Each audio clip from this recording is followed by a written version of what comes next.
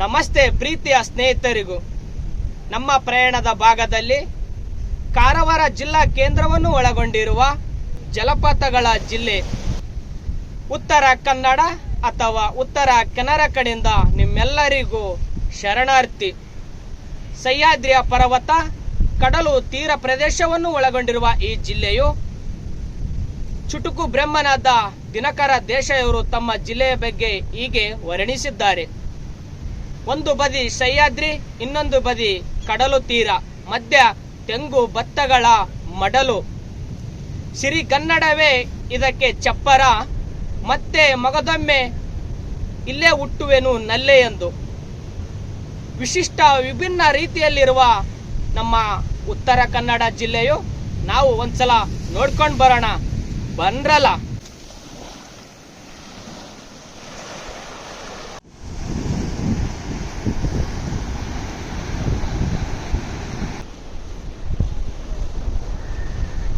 ಓಂ beach ಹಿಂದೂಗಳ ಪವಿತ್ರ ಮಂತ್ರವಾದ ಓಂ ಆ ಆಕಾರದಲ್ಲಿರುವ ಈ ಬೀಚ್ ಅನ್ನು ಓಂ ಬೀಚ್ ಎಂದು ಕರೆಯಲಾಗುತ್ತದೆ.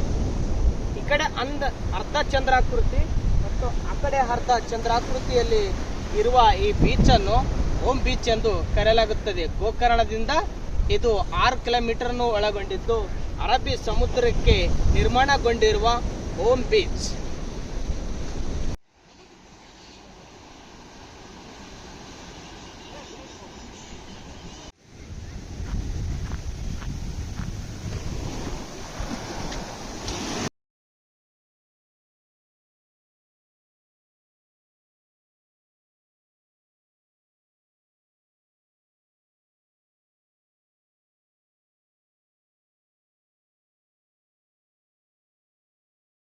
ನಾನು ನಿಂತಿರೋ ಪ್ಲೇಸ್ ಎಂಥದ್ದು ಗೊತ್ತಾ? ಕರ್ನಾಟಕದ ಬಾರ್ಡೋಲಿ.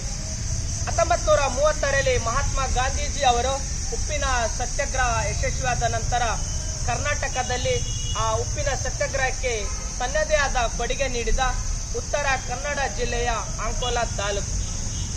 1930 ಏಪ್ರಿಲ್ 13ರಂದು MP ನಾಡಕರ್ಣಿ ಅವರ ನೇತೃತ್ವದಲ್ಲಿ ಸತತವಾಗಿ 45 ದಿನ ಸತ್ಯಾಗ್ರಹ ನಂತರ ಉಪ್ಪಿನ ಕಾನೂನನ್ನು ಮುರಿದ ಸ್ಥಳವೇ ಅಂಕೋಲಾ. ಅನೇಕರು ಬಂಧನವಾದ ನಂತರ ಇಲ್ಲಿನ ಸ್ವಾಭಿಮಾನಿಗಳು ಈ ಮಣ್ಣಿನ ಪಾರಂಪರಿಕತೆಯನ್ನು ಕಾಪಾಡಬೇಕೆಂದು ಅನೇಕ ವಿದ್ಯಾರ್ಥಿಗಳು ಮನೆ ಮನೆಗೆ ಹೋಗಿ ಉಪ್ಪನ್ನು ಮಾರಿದ ಸ್ಥಳವಿದು.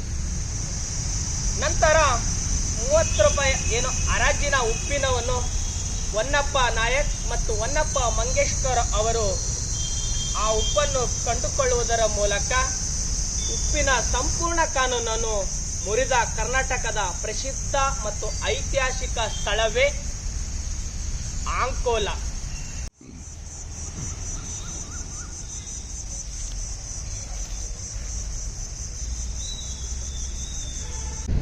ಕಾರವಾರ ಅಥವಾ ಉತ್ತರ ಕನ್ನಡ ಜಿಲ್ಲೆಯ ಭೌಗೋಳಿಕತೆ.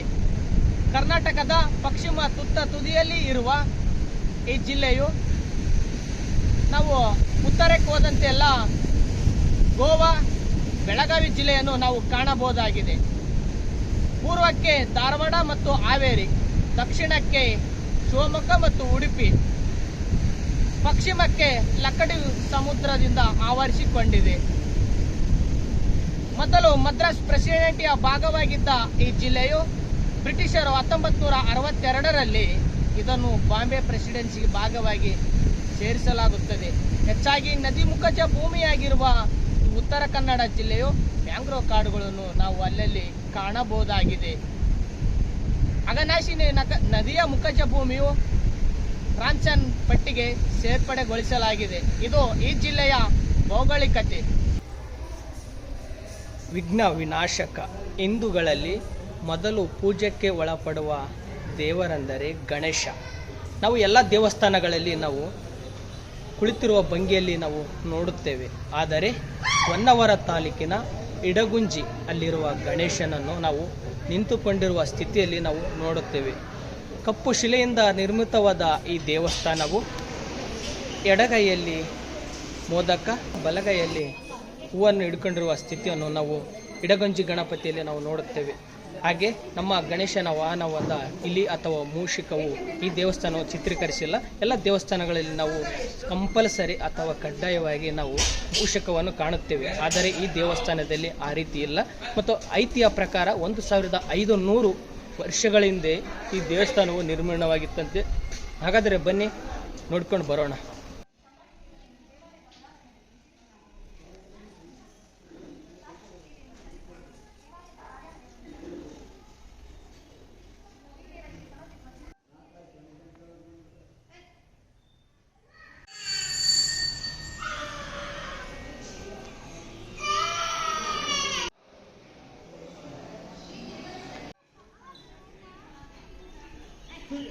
ನಮ್ಮ ಉತ್ತರ ಕನ್ನಡ ಜಿಲ್ಲೆಯ ಆರ್ಥಿಕತೆ ಸಿರಿಸಿ ಪ್ರಮುಖ ವಾಣಿಜ್ಯ ಕೇಂದ್ರವಾಗಿದ್ದು ಭಟ್ಕಳ ಇದು ರಫ್ತು ಮಾಡುವಲ್ಲಿ ಪ್ರಮುಖ ಕರ್ನಾಟಕದ ನಗರಗಳಲ್ಲಿ ಈ ಭಟ್ಕಳವು ಒಂದು. ಹೆಚ್ಚಾಗಿ ಮಲ್ಲಿಗೆ ಬೆಳೆಯುವ ಭಟ್ಕಳ ಜಿಲ್ಲೆಯು ಅಧಿಕವಾದ ಮಲ್ಲಿಗೆಯನ್ನು ರಫ್ತು ಮಾಡಲಾಗುತ್ತದೆ.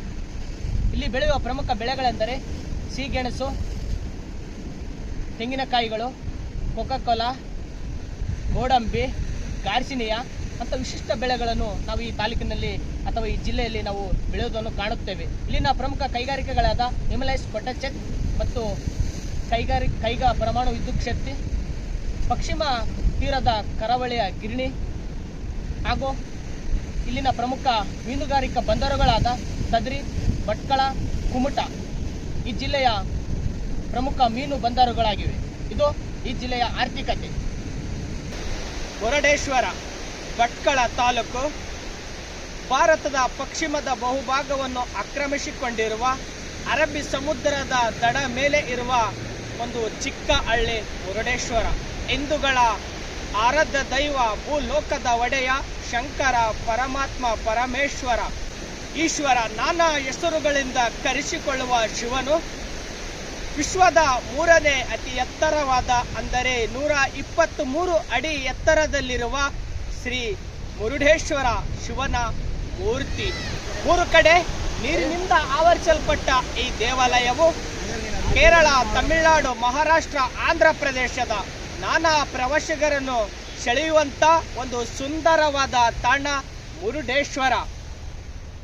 ಆರ್.ಎನ್. ಶೆಟ್ಟಿ ಅವರು ನಿರ್ಮಾಣ ಮಾಡಿದ ಈ ಮೂರ್ತಿಯು ನಾವೊಂದ್ಸಲ ನೋಡ್ಕೊಂಡು ಬರೋಣ ಬನ್ನಿ.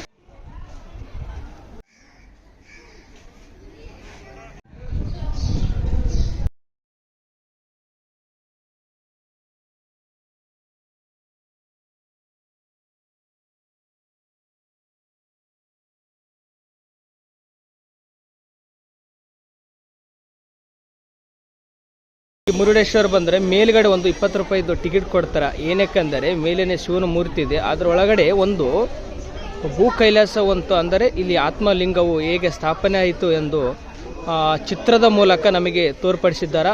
ಹೇಗೆಂದರೆ ರಾವಣನು ಶಿವನ ಕುರಿತು ಒಂದು ಆತ್ಮವನ್ನು ಕೇಳ್ತಾನ, ಅದಕ್ಕೆ ತಪಸ್ಸಿನ ನಂತರ ಶಿವನು ಪ್ರತ್ಯಕ್ಷನಾಗಿ ಅವನಿಗೆ ಒಂದರೆ ರಾವಣಿಗೆ ವರವನ್ನು ನೀಡುವ ಸಂದರ್ಭದಲ್ಲಿ ಇದೆಲ್ಲ ಘಟನೆ ಕುರಿತು ಈ ದೇವಸ್ಥಾನ ಕಾರಣ ಏನು ಇದೆಲ್ಲವನ್ನು ಚಿತ್ರದ ಮೂಲಕ ತೋರಿಸಿಕೊಡಿಸಿದ್ದಾರೆ. ಬನ್ನಿ ಹಾಗಾದರೆ ಹಂಗೆ ಒಂದೊಂದು ನೋಡ್ಕೊಂತ ಹೋಗೋಣ. ಈ ಮುರುಡೇಶ್ವರ ಹೇಗೆ ಸ್ಥಾಪನೆ ಆಯ್ತಂದು ಈ ಚಿತ್ರದಲ್ಲಿದೆ.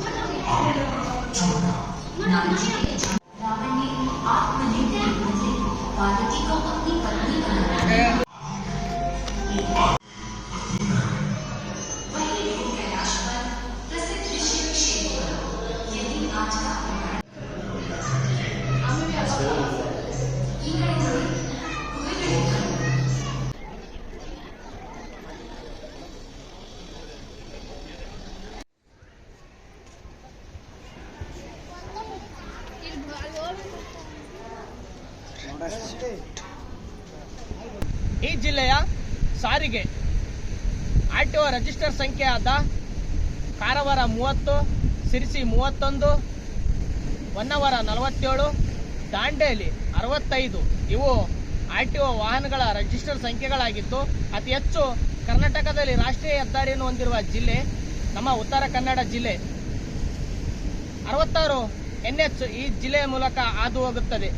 ಕೊಂಕಣಿ ರೈಲ್ವೆಯು ಅಂಕೋಲಾ ಮತ್ತು ಸುರತ್ಕಲ್ನಲ್ಲಿ ರೋಲ್ ಆನ್ ರೋಲ್ ಆಫ್ ಸೇವೆಯನ್ನು ಒದಗಿಸುತ್ತದೆ. ಮೀನು ಮಾರುಕಟ್ಟೆನಾ? ಓಹೋ, ಇಲ್ಲಿ ಎಲ್ಲ ಅಂದರೆ ಈಗ ಲಿಂಗಾಯತರು ಎಲ್ಲ ಬೇರೆ ಬೇರೆ ಜನಗಳು ತಿನ್ನಲಾರ್ದವ್ರು, ಬ್ರಾಹ್ಮಣಿಸ್ ಅವರೆಲ್ಲ ತಿಂತಾರ ಇಲ್ಲಿ ಮೀನನ್ನು? ಮೀನು ತಿನ್ನಲ್ಲ. ಈ ಕಡೆ ಎಲ್ಲ ಫೇಮಸ್ ಏನಂದರೆ ಮೀನು ಸಾರು, ಅನ್ನ ಮತ್ತು ನೀರು ದೋಸೆ. ಇವೆಲ್ಲ ಭಾಳ ಈ ಕಡೆ ಎಲ್ಲ ಫೇಮಸ್ಸು. ಅಂದರೆ ಈ ಕಡೆ ಎಲ್ಲ ಜನ ಏನು ಕ್ಯಾಸ್ಟ್ ವೈಸ್ ಏನು ನೋಡಲ್ಲ, ಎಲ್ಲರೂ ತಿಂತಾರೆ ಅಂತಾರೆ. ಬ್ರಾಹ್ಮಣ್ಸ್ ತಿನ್ನಲ್ಲ ಅಂತಾರ? ಓಕೆ, ತಿನ್ನಲ್ಲ. ಓಕೆ. ಇವಾಗ ಎಲೆ ಅಡಿಕೆ ಹಾಕ್ತಾರಲ್ಲ ನೀವು, ಊಟದ ಟೈಮ್ ಅಷ್ಟೇ ಹಾಕ್ತಾರ ಏನು ಎನಿ ಟೈಮು ಹಾಕ್ತಾನೆ ಇರ್ತಾರೆ ಎಲೆ ಅಡಿಕೆ? ಎಲೆ ಅಡಿಕೆ ಹಾಕ್ತಿರಲ್ವ? ಊಟದ ಟೈಮ್ ಅಷ್ಟೇ ಹಾಕ್ತಾರ ಏನು ಯಾವಾಗಲೂ ಹಂಗೆ ಜಗಿತಾನೆ ಇರ್ತಾರ ಅಂತ? ಜಾಸ್ತಿ ಈ ಕಡೆಯವ್ರ ಜನ ಎಲೆ ಅಡಿಕೆ. ಓಕೆ. ಅಂದರೆ ಈ ಕಡೆ ಎಲ್ಲ ನೀವೆಲ್ಲ ಏನೇನು ಮಾಡ್ತಾರೆ ಈ ಕಡೆ ಅಡಿಗೆ ಹೆಚ್ಚಿಗೆ? ಓಕೆ. ಹೊಟ್ಟೆ ಕಡುಬು ಅಂತ ಹೊಲಿಗೆ. ಓಹೋ, ಹಬ್ಬಟ್ಟು. ಕಡುಬು, ಸಿಹಿ ಕಡುಬು. ದೀಪಾವಳಿ. ಓಹೋ, ಅಂದರೆ ಹಬ್ಬದ ಇದ್ದ ಟೈಮ್ನಾಗ ನೀವು ಸಿಹಿ ಪದಾರ್ಥ ಮಾಡ್ತಾರೆ ಏನು? ಮೀನಿನ ಸಾರು ಈ ಥರ ಹಬ್ಬದಲ್ಲಿ ಇಲ್ಲ? ಚಿಕನ್ ಸಾರು, ಕೊಟ್ಟೆ ರೊಟ್ಟಿ, ಇದು ದೀಪಾವಳಿ ಒಂದೊಂದು ದಿನಕ್ಕೆ ಒಂದೊಂದು ಟೈಪ್. ಓಹೋ. ಫಸ್ಟ್ ದಿನ ಬೆಲ್ಲದ ಸ್ವೀಟ್, ಮಾರನೇ ದಿನ ಚಿಕನ್ ಸಾರು, ಕಡುಬು. ಓಕೆ. ಈಗ ಜಾತ್ರೆಗಳಲ್ಲಿ ಟೈಮ್ನಲ್ಲಿ ಸ್ವೀಟ್ ಜಾಸ್ತಿನಾ ಏನು ಇದೆ? ದೇವರ ಇದ್ರ ದಿನ ಸ್ವೀಟ್ ಮಾಡ್ತಾರೆ. ಓಕೆ. ಮಾರನೇ ದಿನ ಕೋಳಿ ಅವಾರಿ ಅಂತ ಮಾಡ್ತಾರೆ. ಓಕೆ. ಈ ಕಡೆ ಮಾರಿಯಮ್ಮ, ದ್ಯಾವಮ್ಮ ಈ ಥರ ದೇವ್ರುಗಳಿಲ್ಲ? ಶಾಂತಿಕಾ ಪರಮೇಶ್ವರ. ಓಹೋ, ಆ ಟೈಮಲ್ಲಿ ನೀವು ಮಟನ್ ಥರ? 12 ಬಂಡೆ ಬಾಯಿ. ಓಕೆ. ಓಕೆ. ಆ ಥರ ಹಬ್ಬದಲ್ಲಿ ಮಟನ್ ಚಿಕನ್ ಜಾಸ್ತಿ ಇಲ್ಲ, ಬರೀ ಮೀನದೇ ಪದಾರ್ಥ ಜಾಸ್ತಿ. ಚಿಕನ್ ಮಾರನೇ ದಿನ ಚಿಕನ್. ಓಕೆ. ಓಕೆ. ಇವೆಲ್ಲ ನೀವು ಮೀನು ಪದಾರ್ಥಗಳಿದಾವಲ್ಲ, ಎಲ್ಲ ರೀತಿಯಿಂದ ನಿಮ್ಗೆ ಮೀನುಗಳು ಇಲ್ಲಿ ನೋಡಿದ್ದೀರಾ ನೀವು? ಅಂದರೆ ಈಗ ಯಾವುದಪ್ಪ ಜಿಲೇಬಿ ಮೀನು ಅದೊಂದು ಕಡಿಮೆ. ಹೌದು, ನಮ್ಮ ಬೆಂಗಳೂರು ಕಡೆ ಎಲ್ಲ ಜನ ಆ ಥರ. ಇಲ್ಲಿ ಯಾವ್ಯಾವ ಇದಾವೆ ಮೀನು? ಬಂಗಡೆ, ತರ್ಲೆ. ಓಕೆ. ಮತ್ತೆ ಹೊಳೆ ಮೀನಲ್ಲಿ ಬೈಂಗೆ, ಕೆಂಸ. ಓಕೆ. ಸಂದಾಳಿ. ಓ, ಇವೇನು ಇಲ್ಲಿ ಕಾಣ್ತೀವಿ ಹೇಳಿ? ಓಹೋ, ಏನು ಕೆಜಿ ಲೆಕ್ಕದಾಗ ಕೊಡ್ತಾರೆ ಇವ್ರನ್ನೆಲ್ಲ? ಓಹೋ, ಆ ಥರ. ಅವು ಏನದು ಎದ್ರಗಳದ್ದು ತಗೊಂಡ್ಬರ್ತಾರೆ? ಅದ್ರಾಗ ಏನು ಈ ಥರ ಮಾಡ್ತಿದ್ದಾರೆ? ಮಾಂಸ ತೆಗಿತಾರೆ. ಓಹೋ, ಇದ್ರಾಗ ತೆಗೆದು ಔಟ್ರು ಸಾಂಬಾರು ರೀತಿಯಲ್ಲಿ ಮಾಡ್ತಾರೆ. ಓಹೋ, ಅದು ಮಾಂಸ ತೆಗಿತಾರೆ, ಇದು ಪಾಲ್ ಲೆಕ್ಕ ಮಾಡ್ತಾರೆ, ಅವ್ರ ಮನೆ ತಗೊಂಡ್ ಮಾಡ್ತಾರೆ. ಓಹೋ, ಈ ಎಲ್ಲ ರೀತಿಯಿಂದ ನೀವು ಸಮುದ್ರದಲ್ಲಿ ಏನೇನಿದಾವ ಅವೆಲ್ಲ ನೀವು ಸೇವಿಸಕ್ಕೆ ನೀವು ತಯಾರಿಸಿ ಮಾಡ್ತೀರ ಅಂತ? ಇದು ಮಾರುಕಟ್ಟೆನಾ? ಇದು ಗೌರ್ಮೆಂಟದಾ? ಓಹೋ, ಸರಿ ಅಮ್ಮ, ಸರಿ.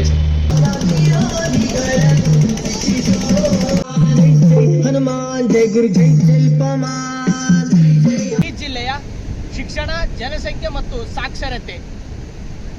ಶಿವಾಜಿ ಶಿಕ್ಷಣ ಟ್ರಸ್ಟ್, ಕೆನರಾ ಎಜುಕೇಶನ್ ಶಿಕ್ಷಣ ಸಂಸ್ಥೆಗಳು, ಮಲ್ನಾಡು ಪ್ರೋಗ್ರೆಸಿವ್ ಎಜುಕೇಶನ್ ಶಿಕ್ಷಣ ಸಂಸ್ಥೆಗಳು ಹಾಗೂ ಅಂಜುಮನ್ ಶಿಕ್ಷಣ ಟ್ರಸ್ಟ್ ಇವು ಪ್ರಮುಖ ಶಿಕ್ಷಣ ಸಂಸ್ಥೆಗಳಾಗಿದ್ದು, ಇಲ್ಲಿರುವ ಜನಸಂಖ್ಯೆ 14,37,169.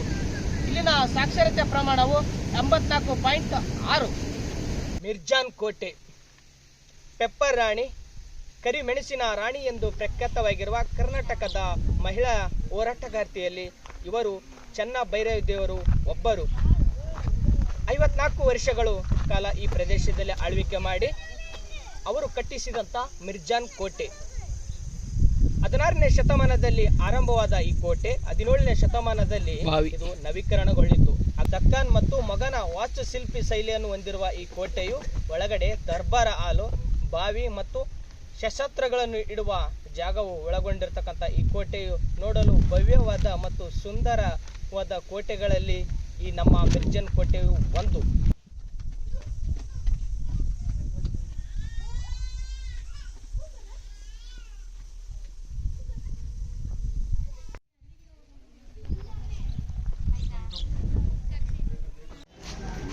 ಉತ್ತರ ಕನ್ನಡ ಜಿಲ್ಲೆಯ ಇಲ್ಲಿರುವ ತಾಲೂಕುಗಳು, ಇಲ್ಲಿ ಲೋಕಲ್ ಹುಡ್ರೆ ಆ ತಾಲೂಕುಗಳ ಹೆಸರು ಹೇಳ್ತಾರೆ ಬನ್ನಿ.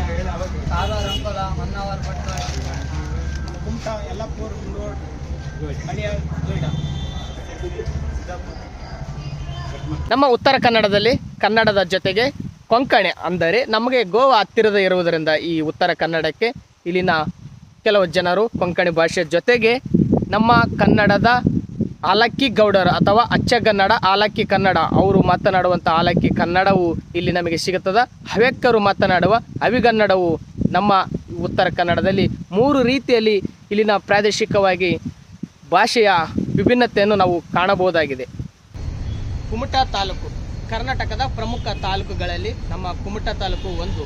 ಇಲ್ಲಿ ನೈಸರ್ಗಿಕವಾದ ಸಂಪತ್ಭರಿತವಾಗಿ ಇದ್ದರೂ ಸಹ ಕರ್ನಾಟಕದಲ್ಲಿ ನಮ್ಮ ರಾಯಚೂರು ಅತಿ ಹೆಚ್ಚು ಬಿಸಿಲನ್ನು ನಾವು ಕಾಣಬಹುದಾಗಿದೆ. ಆದರೆ ಕುಮಟಾದಲ್ಲಿ ಇಷ್ಟೆಲ್ಲ ಪರಿಸರ ವ್ಯವಸ್ಥೆ ಇದ್ದರೂ ಇಲ್ಲಿನ ಜನಗಳು ಬಿಸಿ ತಾಪವನ್ನು ಅನುಭವಿಸ್ತಾರೆ. ಕಾರಣ ಇಷ್ಟೇ, ಇಲ್ಲೇ ಸುತ್ತಮುತ್ತಲಿನ ಸಮುದ್ರ ಇರುವುದರಿಂದ ಆ ಕಾರಣಕ್ಕಾಗಿ ಈ ಸಿಟಿ ಒಳಗಡೆ ಇಲ್ಲಿನ ಜನಗಳು ಆ ಬಿಸಿ ತಾಪವನ್ನು ಅನುಭವಿಸ್ತಾರೆ. ಇಲ್ಲಿ ಈ ತಾಲೂಕಿಗೆ ಬಂದಪ್ಪ ಅಂದರೆ ನಾವು ಹೊಸ ಅನುಭವ ಮತ್ತು ನಾವೇನೋ ಒಂದು ಬೇರೆ ರಾಜ್ಯಕ್ಕೆ ಹೋದಂಥ ಅನುಭವ ಕಾಣುತ್ತಾ ಮತ್ತು ನಮ್ಮ ಕನ್ನಡಕ್ಕಿನ ಅತಿ ಬೇರೆಯಾದ ಒಂದು ಹಳ್ಳಿನ ಭಾಷೆ ಮತ್ತು ಇಲ್ಲಿನ ಈ ನಗರದ ಭಾಷೆಯು ಒಂದು ನಮ್ಮ ಕನ್ನಡಕ್ಕಿನ ಅತಿ ವ್ಯತ್ಯಾಸವನ್ನು ನಾವು ಇಲ್ಲಿ ಕಾಣಬಹುದಾಗಿದೆ. ಹಾಗಾದರೆ ಇದು ಕುಮಟಾ ತಾಲೂಕು. ಉತ್ತರ ಕನ್ನಡ ಜಿಲ್ಲೆಯ ಇತಿಹಾಸ 350ರಿಂದ ಕ್ರಿಸ್ತಪೂರ್ವ 325ರವರೆಗೂ ಕರ್ನಾಟಕದ ಮೊದಲ ಮನೆತನವಾದ ಕದಂಬರು ಬನವಾಸಿಯಿಂದ ಆಳ್ವಿಕೆ ನಡೆಸುವವರು. ಅನುಕ್ರಮವಾಗಿ ಚಾಳುಕ್ಯರು, ರಾಷ್ಟ್ರಕೂಟರು ಮತ್ತು ವಿಜಯನಗರದ ಸಾಮ್ರಾಜ್ಯರು ಈ ಪ್ರದೇಶವನ್ನು ಆಳಿದ್ದರು. ಚಿತ್ತಕುಲ ಪೋರ್ಚುಗೀಸರ ಪ್ರಮುಖ ಹಳೆ ಬಂದರಾಗಿದೆ. ಭಟ್ಕಳ, ಹೊನ್ನವರ ಇವು ಟಿಪ್ಪು ಸುಲ್ತಾನ್ ಅವರ ಆಳ್ವಿಕೆ ಕಾಲದಲ್ಲಿ ಪ್ರಮುಖ ಬಂದರುಗಳಾಗಿದ್ದವು. ಇದು ಈ ಜಿಲ್ಲೆಯ ಇತಿಹಾಸ. ಶರಾವತಿ ನದಿ ಶಿವಮೊಗ್ಗ ಜಿಲ್ಲೆಯ ತೀರ್ಥಹಳ್ಳಿ ತಾಲೂಕಿನ ಅಂಬುತೀರ್ಥದಲ್ಲಿ ಜನಿಸುವಂಥ ನದಿಯೇ ಶರಾವತಿ. ಕರ್ನಾಟಕದಲ್ಲಿ ಬಹಳ ನದಿಗಳು ಪೂರ್ವ ಅಭಿಮುಖವಾಗಿ ಹರಿದು ಬಂಗಾಳಕೊಲ್ಲಿ ಸೇರ್ತವೆ. ಆದರೆ ಈ ಶರಾವತಿ ನದಿಯು ನಮ್ಮ ಹೊನ್ನವರದಲ್ಲಿ ಅರಬ್ಬಿ ಸಮುದ್ರಕ್ಕೆ ಅಂದರೆ ಪಶ್ಚಿಮದ ಅಭಿಮುಖವಾಗಿ ಹರಿದು ಅರಬ್ಬಿ ಸಮುದ್ರಕ್ಕೆ ಸೇರ್ಪಡೆಗೊಳ್ಳುವಂಥ ಕರ್ನಾಟಕದ ಪ್ರಮುಖ ನದಿಗಳಲ್ಲಿ ಈ ಶರಾವತಿ ನದಿ ಒಂದು. ಮತ್ತು ಇನ್ನೂ ಕೆಲವು ಅರಬ್ಬಿ ಸಮುದ್ರಕ್ಕೆ ಸೇರ್ಪಡೆಗೊಳ್ಳುವಂಥ ನದಿಗಳಲ್ಲಿ ಕಾಳಿ, ಅಘನಾಶಿನಿ ಮತ್ತು ನೇತ್ರಾವತಿ, ಅದರ ಜೊತೆಯಲ್ಲಿ ನಮ್ಮ ಶರಾವತಿ ನದಿಯು ಸಹ ಅರಬ್ಬಿ ಸಮುದ್ರಕ್ಕೆ ಸೇರುವಂಥ ಒಂದು ಪ್ರಮುಖವಾದ ಕರ್ನಾಟಕದ ನದಿಗಳಲ್ಲಿ ಇದು ಒಂದು. ಗೋವಾ ಸರ್ಕಾರಿ ಬಸ್.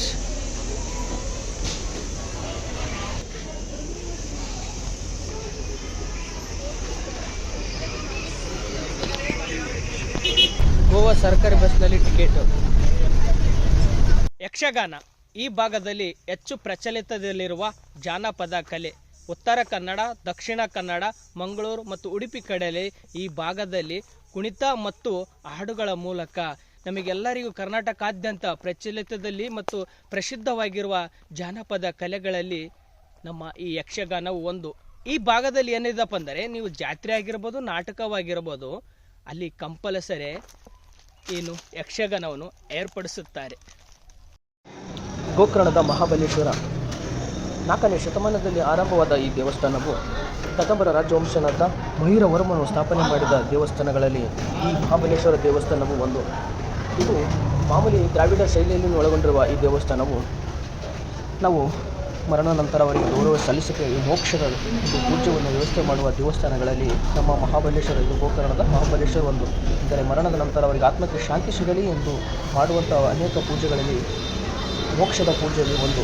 ಅಂಥ ಪೂಜೆ ಮಾಡುವ ಸ್ಥಳಗಳಲ್ಲಿ ಈ ಮಹಾಬಲೇಶ್ವರ ಸ್ಥಳವು ಒಂದಾಗಿದೆ. ಇದು ಗೋಕರ್ಣದಲ್ಲಿ ಇರ್ತಕ್ಕಂಥ ಪ್ರಾಣಲಿಂಗ, ಗಂಗಾವಲ್ಲಿ ಮತ್ತು ಅಘನಾಶಿನಿ ನಡುವೆ ಇದೆ. ದೇವಸ್ಥಾನದ ವಸ್ತ್ರ ಸಮಿತಿ. ಈ ವಿಡಿಯೋದ ಕೊನೆಯ ಭಾಗದಲ್ಲಿ ನೀವು ಯಾರಾದರೂ ಈ ಜಿಲ್ಲೆಗೆ ಬಂದರೆ ನಿಮ್ಮನ್ನು ನಿರಾಶೆ ಉಂಟು ಮಾಡುವುದಿಲ್ಲ. ಕಾರಣವಿಷ್ಟೇ, ಎಲ್ಲಿ ನೋಡಿದರೂ ಜಲಪಾತ, ಹೆಜ್ಜೆ ಹೆಜ್ಜೆಗೂ ನೈಸರ್ಗಿಕ ಅನುಭೂತಿಯನ್ನು ನಮ್ಮ ಉತ್ತರ ಕನ್ನಡ ಜಿಲ್ಲೆಯು ನಿಮಗೆ ಒದಗಿಸುತ್ತದೆ. ಅತಿ ಹೆಚ್ಚು ಮದುವೆ ಫೋಟೋಶೂಟ್ಗಳು ನಡೆಯುವುದು ಎಲ್ಲಿ ಗೊತ್ತಾ? ಇದೇ ಕುಮಟಾ, ಭಟ್ಕಳ, ಹೊನ್ನವರದಲ್ಲಿ. ಇವೆಲ್ಲ ಪ್ಲೇಸ್ಗಳು ಬರುವುದು ಉತ್ತರ ಕನ್ನಡ ಜಿಲ್ಲೆಯೊಳಗೆ. ಇಲ್ಲಿಗೆ ನಮ್ಮ ವಿಡಿಯೋ ಮುಕ್ತಾಯ. ಜೈ ಹಿಂದ್.